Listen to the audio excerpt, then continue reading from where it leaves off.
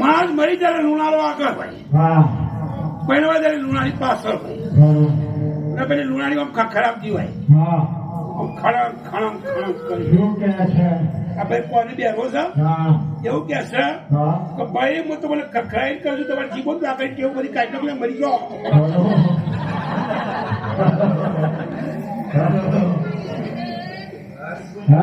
તમારા બાપા ને ક્યાં બાળ્યા ભાઈ? મોહાણીયામાં બરોબર હમણાં બાળા બે મણ કોલસાલતા છો, શિયાળામાં ચકડીઓ પર્વત ચાલો વિશ્વભાઈ. તારે જુઓ મર્યાદાઓ કયો છે અને કયો નથી એ તમને કહી દઉં. આજથી 50 વર્ષ પહેલા મર્યાદાઓ હતી. 50 વર્ષ પહેલા કેવી મર્યાદાઓ હતી કે જ્યારે દીકરીનો લગ્ન કરવામાં આવતો ને એને ઓરડાની અંદર તૈયાર કરવામાં આવતી, ઓરડાની અંદર.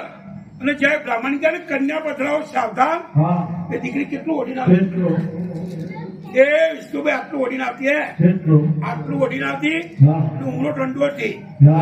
આ બે બાજુ હાથ ખરા ને એ બે મુઠ્ઠીઓ વાળેલી હોય, ઘઉં બાજરી ભરી છે. એ શું કહેવા માંગે છે?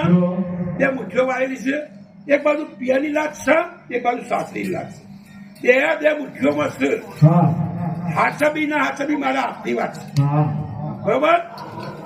અને પછી ઉમરો ટંડો ને આમ આટલું ઓઢીને ઉમરો ટંડો હતી. તમારા ઓઠે બાડી હતી, બોટ લોબા હતા,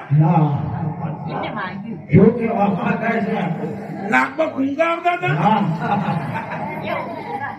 તારે શું કહેવા માંગતી હતી કે એ પિતાજી આથી તમારી તમામ મિલકત ઉપર હું પડદો પાડી દઉં છું. મારા લાખનું છે ને બરોબર છે, મારા તમારા 5 વીઘા તો મને મુબારક છે.